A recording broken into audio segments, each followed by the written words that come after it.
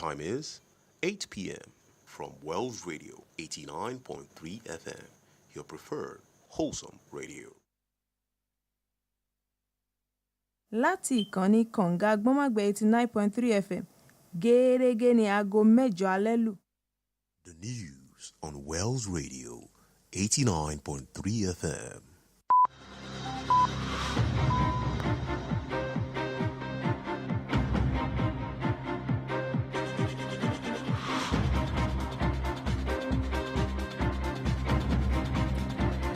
Hello and good evening. Here is the national news on Wells Radio 89.3 FM, your preferred wholesome radio.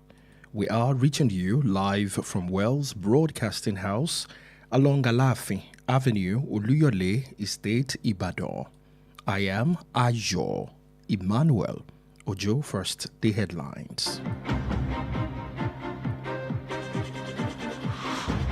President Bola Tinubu direct release of Osun government account confirms decision to Adeleke.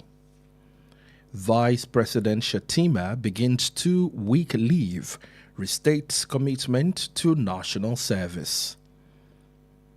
In Oyo State, Governor Makinde inaugurates Bodija Market Road, dedicates park to Balogun, Oderilo.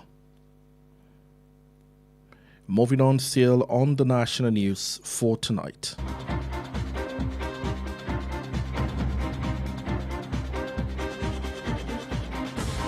ICPC uncovers 2 more fake agencies in PFIPC probe. And 50,000 newly recruited constables begin police training. And that's the headlines, now the news in detail. President Bola Tinubu has informed Osun State Governor Ademola Adeleke that he has directed the Economic and Financial Crimes Commission (EFCC) to vacate the court order freezing the state government account. The President's Special Advisor on Information and Strategy, Bayo Ononuga, disclosed this in a post on his official X handle today.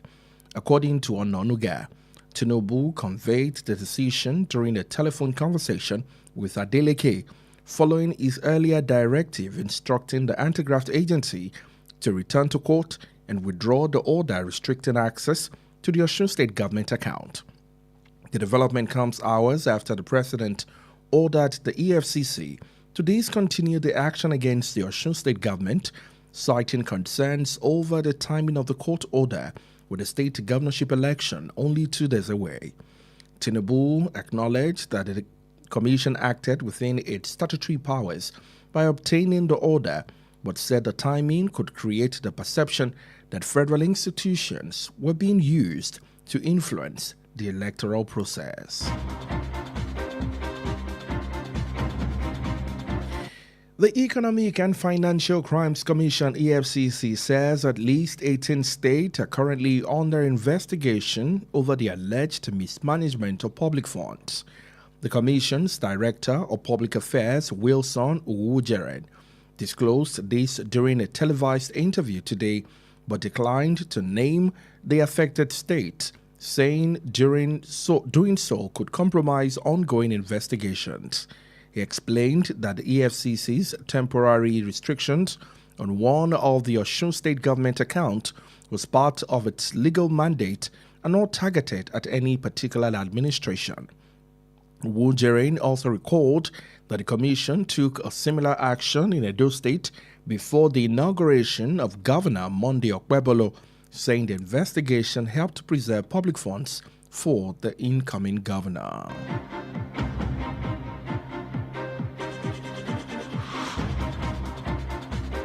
Vice President Kashim Shettima will begin a 2-week leave today following President Bola Tinubu's approval.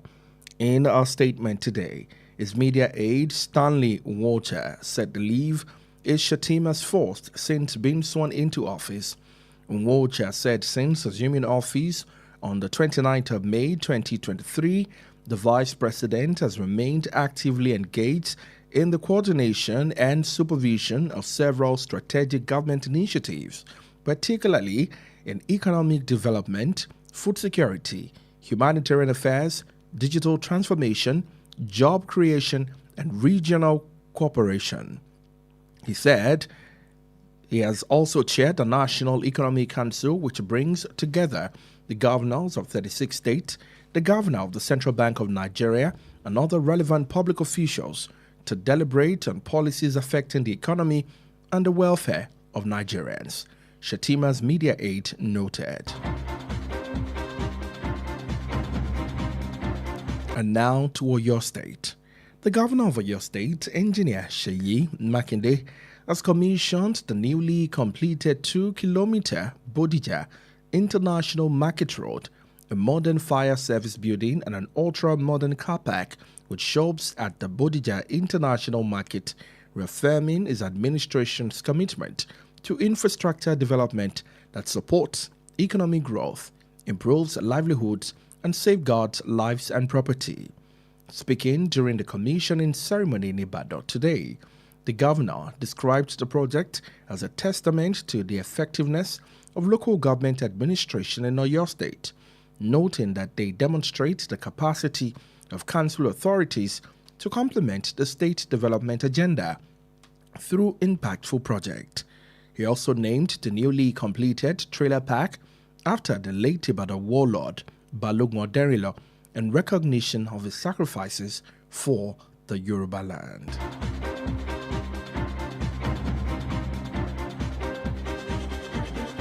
This is still the national news on Wells Radio 89.3 FM.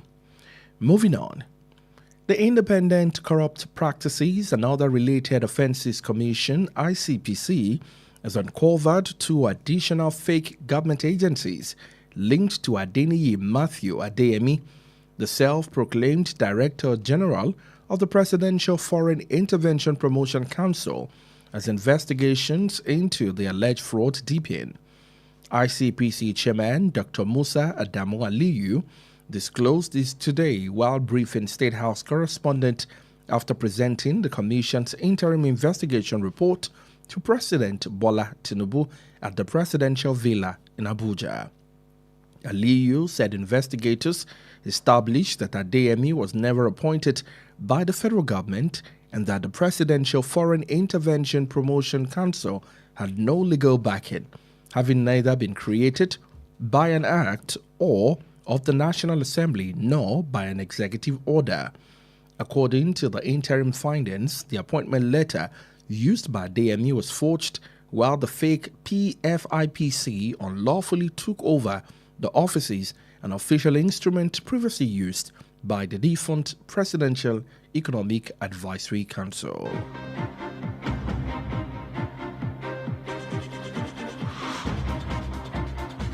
The Police Service Commission has formally handed over 50,000 newly recruited police constables to the Nigeria Police Force for training. The handover, conducted today by the retired Justice Paul Galumej, followed President Bola Tinubu's directive and the relevant legal provisions guiding the police recruitment. The successful recruit will begin training at designated police colleges and other approved institutions across the country. Justice Galumej also presented the official list of successful candidates stored on a flash drive to the Nigeria Police Force and commended President Tinubu for supporting the recruitment exercise.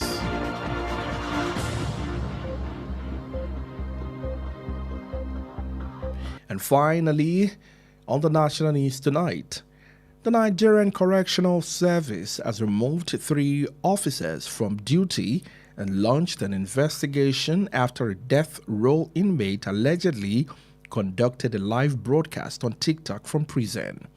The incident occurred at the Bara Medium Custodian Center in Abeokuta, Ogun State, and has sparked widespread public concerns.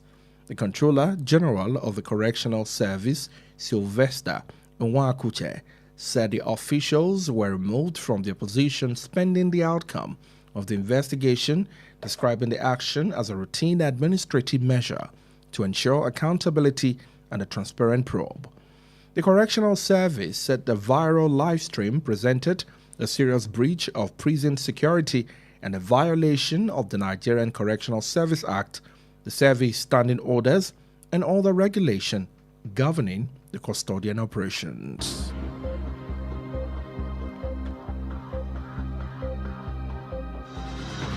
And that's it on the national news for tonight. Before we end the news, here are the highlights.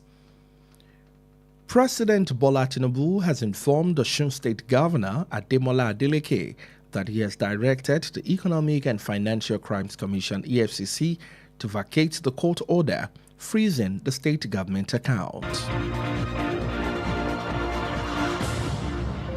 The Economic and Financial Crimes Commission (EFCC) says at least 18 states are currently under investigation over the alleged mismanagement of public funds.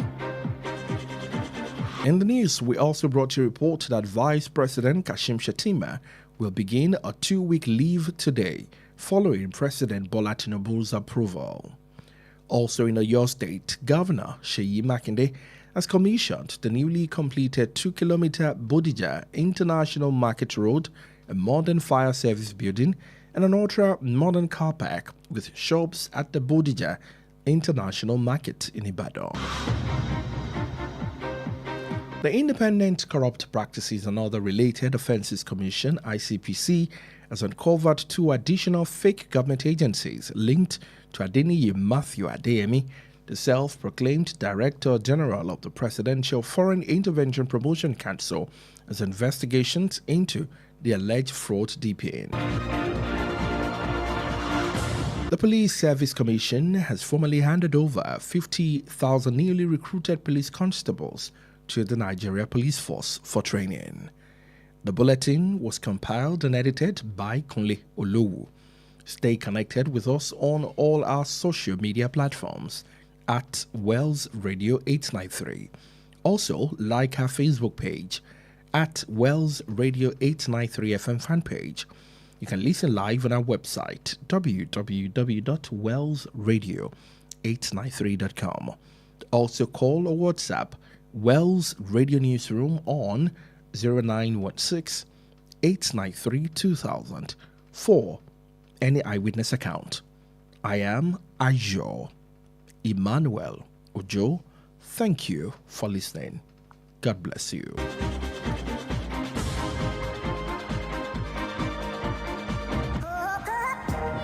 Tired of listening to the same old content? Tune in to Wells Radio 89.3 FM, the only radio other radio stations listen to. Ìfilẹ̀ ẹ má yí kúrò.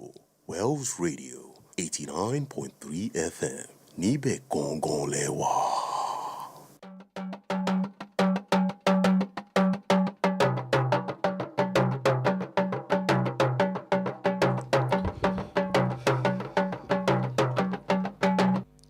Ẹ kàlẹ́ àsìkò iṣẹ́ látàárọ̀ àkójọpọ̀ ìròyìn lẹ́wà lámúwá fún yín láti ìkànnì kànga gbọ́mọ̀gbẹ́ 89.3 FM eléyìí tí a kalẹ̀ sí òpópónà Aláàfin Avenue Olúyọ̀lé Estate nílẹ̀ Ìbàdàn. Adédàmọ́lá Olóyèdé lóníròyìn ṣáájú ẹgbẹ́ àwọn kókó tó wà nínú ìròyìn náà.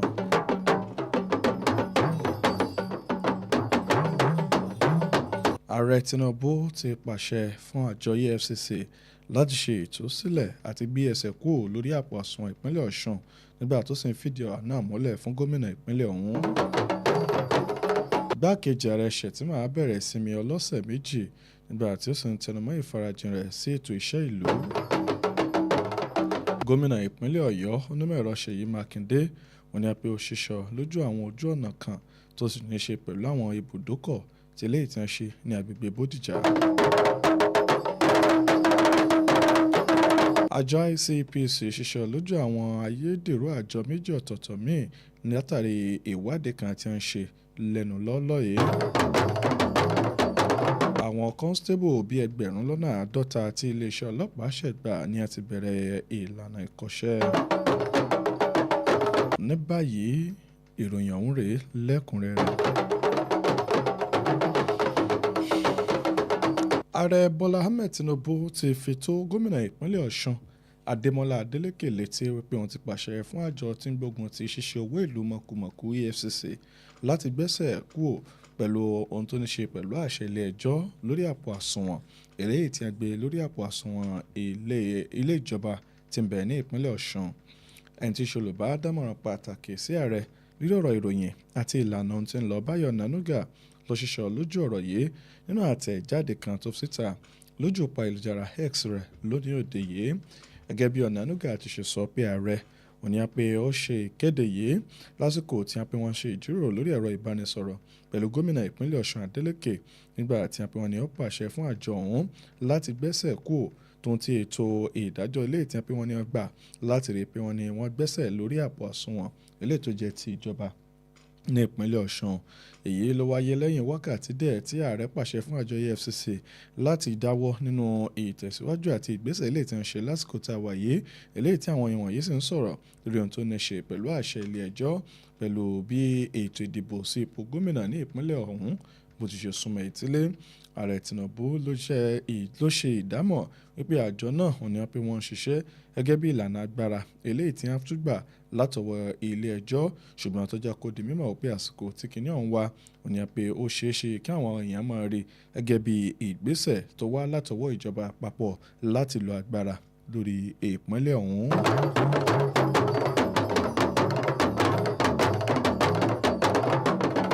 Àjọ EFCC àjọ tí ń gbógun ti ṣíṣe owó ìlú mọ̀kùmọ̀kù lórílẹ̀‐èdè Nàìjíríà wọ́n ní àti ṣàlàyé pé kò dín ní àwọn ìpínlẹ̀ 18 ní ó ṣì wà lábẹ́ ìwádìí lórí àṣìlò owó eléyìí tó jẹ́ ti àwọn aráàlú. Ẹni tí ṣe alukoro fún àjọ náà Wilson Owujaren òun ló ṣiṣọ́ lójú ọ̀rọ̀ yìí lásìkò ìjíròrò lórí ẹ̀rọ amóhùnmáwòrán kan lónìí níbi tó ti jẹ́ kó di mímọ̀ wípé àwọn orúkọ àwọn ìpínlẹ̀ tó rọ̀ kàn wọ́n ní àwọn ń ṣe iṣẹ́ ìwádìí lórí wọn látàrí àti ṣe ohun gbogbo tó tó àti eléyìí tó yẹ láti mọ̀ bí wọ́n ti ṣe ń náwó eléyìí tó jẹ́ ti aráàlú. Ó ṣàlàyé pé ìgbésẹ̀ eléyìí tí àjọ náà gbé kalẹ̀ lórí àpò àsùnwọ̀n ìjọba ìpínlẹ̀ Ọ̀ṣun òun ló wà lára àwọn ìgbésẹ̀ àti àṣẹ tí wọ́n rí gbà èyí tí ò sì sí nínú ohun tí wọ́n pé àwọn èèyàn kan sọ wípé wọ́n mọ̀ọ́mọ̀ fojú sọ àwọn ìṣàkóso àti ìṣèjọba kọ̀ọ̀kan. Owujaren ló tún sọ̀rọ̀ lórí ohun tó ní ṣe pẹ̀lú ìgbésẹ̀ tí àjọ náà gbé eléyìí tí wọ́n pé wọ́n ṣe sí ìpínlẹ̀ Edo níyàjú kí gómìnà ìpínlẹ̀ ọ̀hún Monday Okpebholo nígbà tó jẹ́ kó di mímọ̀ wípé ètò àwọn iṣẹ́ àkànṣe tí wọ́n ṣe òun ló wà láti rí wípé wọ́n wá gbòdẹ́kun mímọ̀ ṣòwò ìlú lọ́nà tí kò tọ́ àti eléyìí tí kò yẹ. Igbákejì ààrẹ orílẹ̀-èdè wa Nàìjíríà Kashim Shettima ní pé yóò bẹ̀rẹ̀ ìsinmi ẹnu iṣẹ́ ọlọ́sẹ̀ méjì rẹ̀ lónìí lẹ́yìn tí ààrẹ Bọ́lá Tinubu buwọ́ lu ìsinmi ẹnu iṣẹ́ náà. Nínú àtẹ̀jáde ọ̀hún lónìí ẹni tí ṣe olùbádámọ̀ràn pàtàkì lórí ọ̀rọ̀ òyìn rẹ̀ Stanley Okocha òun ló ṣàlàyé pé ìsinmi ẹnu iṣẹ́ Shettima òun ló jẹ́ ìgbà àkọ́kọ́ tí ó lọ látìgbà tó ti búra sí ọ́fíìsì gẹ́gẹ́ bí igbákejì ààrẹ orílẹ̀-èdè yìí. Okocha ṣàlàyé pé látìgbà tó ti dé láti ọjọ́ 29 oṣù karùn-ún ọdún 2023 igbákejì ààrẹ òní pé ó ti wà lẹ́nu iṣẹ́ tó sì ń ṣe iṣẹ́ bó ti tó àti bó ti yẹ ní ìlànà ìṣèjọba ilé tí ń là kalẹ̀ fún pàápàá jùlọ nínú ètò ìdàgbàsókè ètò ọrọ̀ ajé ìpèsè oúnjẹ àwọn ọ̀rọ̀ ọmọnìyàn àwọn àyípadà alágbọ̀n ètò ìmọ̀ ẹ̀rọ ìpèsè iṣẹ́ àti àwọn nǹkan míì. Bákan náà ló jẹ́ kó di mọ̀ pé ó ṣe ètò ìkárí ìgbìmọ̀ tó ní ṣe pẹ̀lú ètò ọrọ̀ ajé lórílẹ̀‐èdè yìí èyí tó sì mú àkójọpọ̀ àwọn gómìnà gbogbo tó ń bẹ lórílẹ̀‐èdè yìí tó fi mọ́ ẹni tí ṣe gómìnà ilé ìfowópamọ́ àgbà ilẹ̀ yìí àti àwọn òṣìṣẹ́ ìjọba míì tí wọ́n jíròrò lórí àwọn ìlànà à ń tẹ̀lé lórí ètò ọrọ̀ ajé ilẹ̀ yìí tó ń ti ìgbáyégbádùn àwọn Nàìjíríà gẹ́gẹ́ bí ẹni tí ṣe olùbádámọ̀ràn rẹ̀ bó ti ṣe sọ sínú ìròyìn lónìí.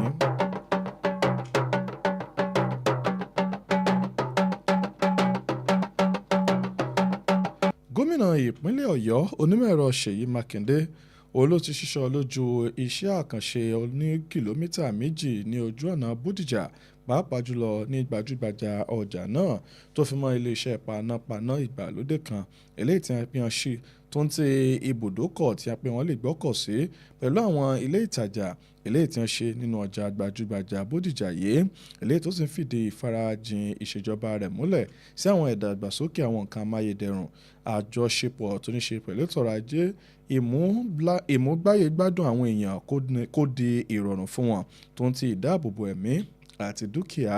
Nígbà tó ń sọ̀rọ̀ níbi ètò ìṣísọ lójú ètò náà nílùú Ìbàdàn lónìí, gómìnà ṣàkàwé àwọn iṣẹ́ àkànṣe yìí gẹ́gẹ́ bí ẹ̀rí mọ́ jẹ́mìísọ nínú àwọn iṣẹ́ tí àwọn ìjọba ìbílẹ̀ ń ṣe káàkiri ní ìpínlẹ̀ Ọ̀yọ́. Nígbà tó sì jẹ́ kó di mímọ̀ wípé èyí ṣe àfihàn wípé àwọn tó ń bẹ láwọn agbègbè ìjọba ìbílẹ̀ òní wọ́n sì lè máa ṣe àwọn iṣẹ́ eléyìí tí wọ́n yàn láàyò, èyí tí ó sì mú kí iṣẹ́ àkànṣe kó lè láǹfààní àti kan tó lórí àtẹlẹmù lára. Ó ti jẹ́ kó di mímọ̀ nípa bó ti ṣe kéde ibi tí wọ́n ṣẹ̀ ṣe ibùdókọ̀ àwọn ọkọ̀ àjàgbé ńlá eléyìí tí wọ́n máa ṣe ìkópa tirẹ̀ sí gẹ́gẹ́ tí wọ́n fi sọ orí ẹni tí í ṣe jagunjagun ilẹ̀ Ìbàdàn tó ti dolóògbé èèyàn Balógun Ọ̀dẹ́rìnlọ nínú ìdánimọ̀ àti ṣe ìṣàmójútó àti àwọn nǹkan ìfaraẹnijì eléyìí tí àwọn èèyàn wọ̀nyí ti ṣe sí ilẹ̀ Yorùbá lápapọ̀.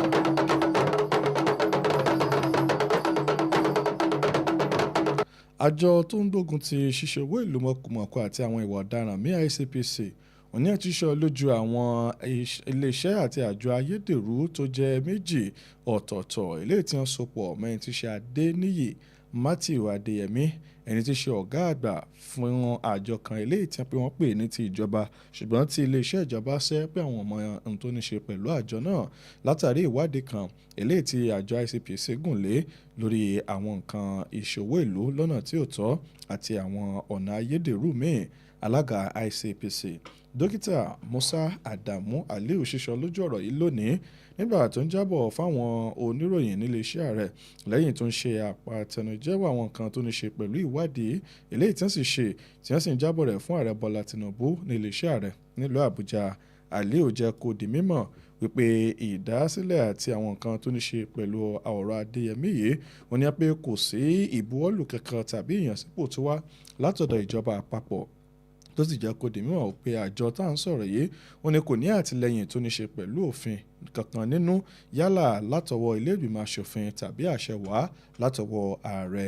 Gẹ́gẹ́ bó ti ṣe sọ̀rọ̀ nínú ìwádìí tí wọ́n tún fi síta wọ́n pe ìwé ìgbanisíṣẹ́ eléyìí tí Adéyẹmí ń lò òun ni ó jẹ́ ìwé iṣẹ́ ayédèrú tó sì jẹ́ pé àwọn ayédèrú àjọ yìí wọ́n ní wọ́n tún láǹfààní àti gba ọ́fíìsì lọ́nà tí kò tọ́ pẹ̀lú àwọn ohun tí wọ́n ń lò látọwọ́ àjọ kan eléyìí tí wọ́n ní wọn kò ṣiṣẹ́ mọ́ lábẹ́ iléeṣẹ́ ààrẹ tó ní ṣe pẹ̀lú ètò ìgbaninímọ̀ràn lórí ọ̀rọ̀ ètò ọrọ̀ ajé ilẹ̀ yìí.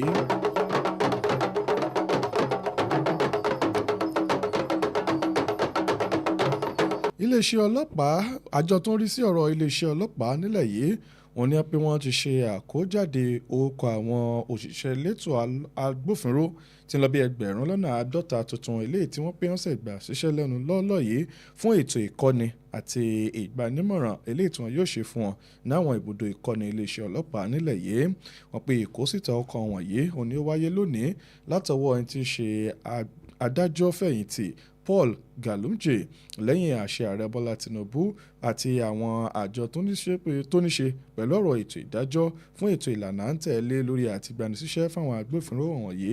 Wọ́n pe àkójáde okọ̀ àwọn tí wọ́n ṣẹ̀gbà yìí ni wọ́n bẹ̀rẹ̀ ètò ìkọ́ni láwọn ibùdó ìkọ́ni iléeṣẹ́ ọlọ́pàá gbogbo tí ń bẹ lórílẹ̀‐èdè yìí pẹ̀lú àwọn nǹkan àṣẹ eléyìí tí wọ́n ti ṣe àgbékalẹ̀ rẹ̀.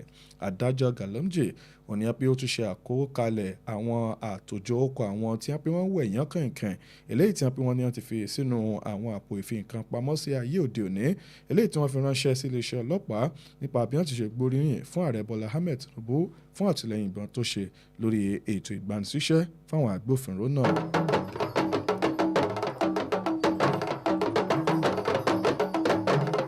Iléeṣẹ́ tó ń rí sí ọ̀rọ̀ àtúnirọ̀ nílẹ̀ yìí NCS wọ́n ní pé wọ́n ti yọ àwọn òṣìṣẹ́ wọn 3 kan kúrò lẹ́nu iṣẹ́ láti ìbẹ̀rẹ̀ ìwádìí ọ̀rìn kìnìún lórí ohun tó ní ṣe pẹ̀lú ọ̀kan náà àwọn tí ń bẹ nínú ọgbà àtúnirọ̀ eléyìí tí wọ́n ní àtòjọ ọkọ̀ rẹ̀ ń bẹ lára àwọn tí wọ́n ti dájú òkú fún lórí bí wọ́n ti ṣe ètò ìgbóhùnsáfẹ́fẹ́ lórí ẹ̀rọ ayélujára TikTok láti inú ọgbà ẹ̀wọ̀n. Ìṣẹ̀lẹ̀ yìí ní ó wáyé ní ọgbà ẹ̀wọ̀n tí ń bẹ ní agbègbè Ìbàrà nílùú Abẹ́òkúta ní ìpínlẹ̀ Ògùn eléyìí tó sì ti fa ìkànnínú àti àwọn ọ̀pọ̀ àhesọ ọ̀rọ̀ ọ̀rọ̀ látọ̀dọ̀ àwọn ọmọ orílẹ̀-èdè Nàìjíríà níta gbangba. Ọ̀gá àgbà àjọ náà Sylvester Nwakuche òun ló ṣàlàyé pé àwọn òṣìṣẹ́ wọn tọ́rọ̀ kàn ní apíyan ti yọ kúrò ní àwọn ipò wọn látàrí bí wọ́n ṣẹ̀ṣẹ̀ wádìí ọ̀rìn kìnìún títí tí wọn yóò fi mọ irú ìjìyà tó tọ́ sí wọn. Nígbà tán sì ṣàkàwé ìṣẹ̀lẹ̀ àti ohun tó wáyé yìí gẹ́gẹ́ bí àìní àmójútó tó tó àti eléyìí tó yẹ tó ń ti àìní àkóyawọ́ àti ìṣe iṣẹ́ ìlú bó ti tọ́ àti bó ti yẹ. Iléeṣẹ́ náà jẹ́ kó di mímọ̀ pé ohun tó ní ṣe pẹ̀lú àtẹ̀jáde àti ìgbóhùnsáfẹ́fẹ́ tí wọ́n pe arákùnrin náà ṣe òun ni pé ó ṣe àfihàn bí àwọn àkùdé kọ̀ọ̀kan ṣe wà nínú ọ̀rọ̀ ètò ààbò ní iléeṣẹ́ ọ̀gbà àtúnirọ̀ náà àti ìgbésẹ̀ ọ̀hún ló tako àwọn òfin tó rí sí ìdásílẹ̀ iléeṣẹ́ ọ̀hún àti àwọn ìlànà à ń tẹ̀lé tó ń ti àwọn àṣẹ míì eléyìí tí iléeṣẹ́ náà tí wọ́n ní ìgbàgbọ́ nínú rẹ̀. Àkójọpọ̀ ìròyìn lẹ́wà fún ti alẹ́ tòní kò ní ju báyìí lọ ṣùgbọ́n kí a tó mọ́ lọ ẹ jẹ́ kí a bójú àwọn kókó tó wà nínú ìròyìn náà. Nínú ìròyìn ọ̀hún láti mọ̀ fún yín pé ààrẹ Bọ́lá Tinubu ló ti fi tó gómìnà ìpínlẹ̀ Ọ̀ṣun Adémọ́lá Adélékè létí pé wọ́n ti pàṣẹ fún àjọ EFCC láti gbésẹ̀ kúrò lórí àpò àsùnwọ̀n ilé-iṣẹ́ ìjọba ọ̀hún láti lè tẹ̀ wọ́ wájú nínú ètò iṣẹ́ ìṣàkóso wọn. Àjọ EFCC ṣàlàyé pé kò dín ní àwọn ìpínlẹ̀ 18 tí àwọn ń ṣe ìwádìí lórí wọn lọ́wọ́ lórí àwọn àṣìlò àti ìnákùná owó ìlú. Bákan náà igbákejì ààrẹ ilẹ̀ yìí Kashim Shettima alamọ́ afọyín pé yóò bẹ̀rẹ̀ ìsinmi ẹnu iṣẹ́ ọlọ́sẹ̀ 2 láti òní lọ lẹ́yìn tí ààrẹ Bọ́lá Tinubu buwọ́ lu ìsinmi rẹ̀. Gómìnà ìpínlẹ̀ Ọ̀yọ́ onímọ̀ẹ̀rọ Ṣèyí Mákindé wọ́n ní pé ó ti ṣíṣọ lójú ojú ọ̀nà ní kìlómítà 2 eléyìí tí wọ́n pé wọ́n ṣe ní ilé ìtajà gbajúgbajà àti Bódìjà àti tó fi mọ́ iléeṣẹ́ panápaná tí wọ́n kọ́ àti ibùdó ìgbé ọkọ̀ sí eléyìí tí wọ́n pé wọ́n ní ṣe ní agbègbè ọ̀hún nílùú Ìbàdàn. Àjọ ICPC ní pé wọ́n tún ti ṣíṣọ lójú àyọ ayédèrú 2 ọ̀tọ̀ọ̀tọ̀ látàrí bí wọ́n ti ń ṣèwádìí lórí Adéníyì Matthew Adéyẹmí ẹni tí í ṣe ọ̀gá àgbà fún àjọ kan eléyìí tí wọ́n pé wọ́n ní ilé iṣẹ́ ìjọba ní wọ́n pé wọ́n sẹ́ pé àwọn ọmọ wọn rí lẹ́yìn ìwádìí tí wọ́n gùn lé lásìkò yìí. Bákan náà la mú àfọyín wípé iléeṣẹ́ àjọ tó ń rí sí ọ̀rọ̀ iléeṣẹ́ ọlọ́pàá ilẹ̀ yìí wọ́n ní wọ́n ti ṣe àkójáde àwọn tí wọ́n ṣẹ̀gbà síṣẹ́ eléyìí tí wọ́n lọ bí 1,50 ní iye àwọn òṣìṣẹ́ elétò ọlọ́pàá ìyẹn àwọn constable tí wọ́n sì yà wọ́n sọ́tọ̀ báyìí fún ètò ìkọ́ni eléyìí tó tọ́ láwọn iléeṣẹ́ ọlọ́pàá tí wọ́n ti ń rí sí ìkọ́ni. Èyí lópin ìròyìn ilé wa fún ti alẹ́ tòní. Àkójọpọ̀ àti àtúntò ìròyìn ló wà látọwọ́ Kúnlé Olówó. Ẹ má gbàgbé wípé ẹ lè darapọ̀ mọ́ wa láwọn ojú òpó ayélujára wa gbogbo pẹ̀lú @Wells Radio 893 nígbà tí ẹ lè fẹ́ràn tí ó sì tẹ̀lé wa lójú òpó ayélujára Facebook wa pẹ̀lú @Wells Radio 893 FM fanpage. Bákan náà lè gbọ́ àsọ̀wọ̀ iwájú sí lójú ìpọ̀nà ti àgbáyé ti www.wellsradio893.com. Ẹ lè pè tàbí fi àtẹ̀jíṣẹ́ ṣọwọ́ lójú òpó WhatsApp sínú yàrá ìkóròyìnjọ ìkànnì yìí lórí ẹ̀rọ 0916-893-2000 fáwọn ìṣẹ̀lẹ̀ eléyìí tó bá ṣojú ẹni. Adédàmọ́lá Olóyèdè lómúròyìn náà wá sí ti gbọ̀nyìn. Ẹ ṣé tẹ̀ ń gbọ́ ìkànnì kànga gbọ́mọ̀gbẹ́ Wells Radio 89.3 FM. Ọlọ́run yóò bùkún fún yín. Oorun ayọ̀ la ó sùn.